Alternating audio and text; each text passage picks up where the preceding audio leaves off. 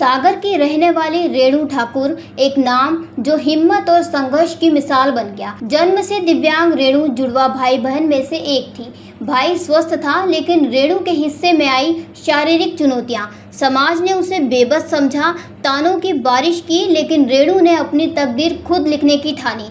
6 साल की मासूम उम्र में जब बच्चे खिलौने से खेलते हैं, तब रेणु ने एक सपना देखा, कलेक्टर बनने का। यह सपना एक दिव्यांग लड़की का था, जिसे बार बार कहा जाता, कब तक पढ़ेगी, क्या बुढ़ापे तक किताबों में ही सिर गड़ाए रखेगी। लेकिन रेणु ने जवाब दिया, अपने संघर्षों से, अपनी मेहनत से। रेणु का परिवार मध्यम वर्गीय था। पिता सरकारी नौकरी में थे, जबकि माँ एक गृहिणी थी। 2 बड़े भाई थे, जिन्होंने कभी उसे यह महसूस नहीं होने दिया कि वह किसी से कम है।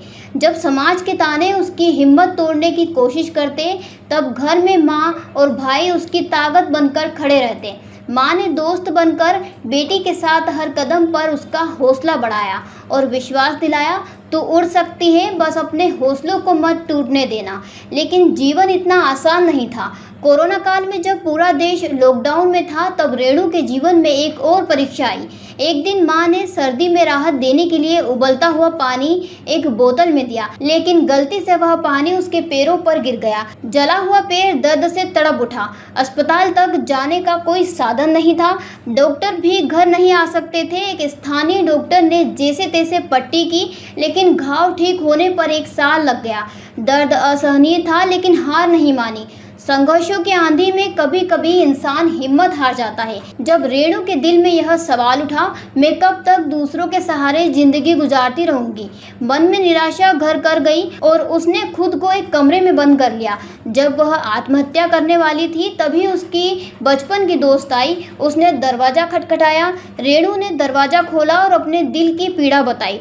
दोस्त ने हाथ थामा और कहा, हिम्मत मत हार, तू खुद एक मिसाल बन सकती है। यह वह मोड़ था जिसने रेणु को फिर से खड़ा कर दिया। उसने खुद से वादा किया कि चाहे जितनी मुश्किलें आए, वह अपने सपने को पूरा करेगी। आज वही रेणु ठाकुर रामपुरा महाविद्यालय में अतिथि विद्वान के रूप में पढ़ा रही है। उनके साथ एक असिस्टेंट कुमकुम हमेशा रहती है, लेकिन यह सहारा अब कमजोरी नहीं, ताकत है। रेणु ने अपने सपनों को मरने नहीं दिया। 80% दिव्यांग होने के बावजूद, चलने फिरने में अक्षम होने के बावजूद, हाथों का पूरा साथ न मिलने के बावजूद, रेणु आज सैकड़ों विद्यार्थियों के भविष्य को संवार रही हैं। लेकिन उनकी मंजिल अभी दूर है। उनका सपना आज भी वही है, कलेक्टर बनने का। रेणु कहती हैं, जीवन में कई बार ऐसा लगा कि अब सब खत्म हो गया, लेकिन हर बार मैंने खुद को उठाया। मेरा शरीर भले ही कमज़ोर हो, लेकिन मेरा हौसला पहाड़ से भी ऊंचा है। मैं कलेक्टर बनूंगी, समाज की सोच बदलूंगी और हर उस बेटी को हिम्मत दूंगी जो कभी खुद को कमज़ोर समझती है।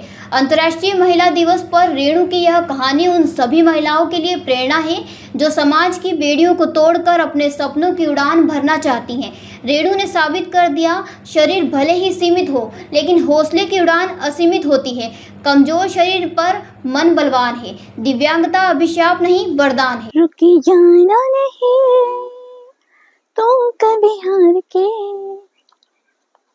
रुकी जाना नहीं तुम कभी हार के, कांटों पे चल के मिलेंगे साए बहार के, कांटों पे चल के मिलेंगे साए बहार के, ओ राही ओ राही ओ राही ओ राही।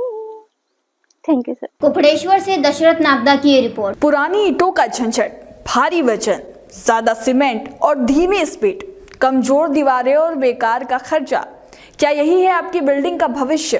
अब करें स्मार्ट चॉइस बाबजी एएसी ब्लॉक के साथ। यह है हल्के, मजबूत और 6 गुना बेहतर इंसुलेशन देने वाले ब्लॉक्स। कम सीमेंट, कम लेबर और कम में ज्यादा काम, चाहे घर हो, ऑफिस हो या फैक्ट्री, बाबजी एएसी ब्लॉक हर निर्माण के लिए है बेस्ट चॉइस। तो आज ही संपर्क करें। Babji industrial private limited, Jhanjharwada, Neemuch, Madhya Pradesh. Contact number 9238573652, 7869716052, 9589506052।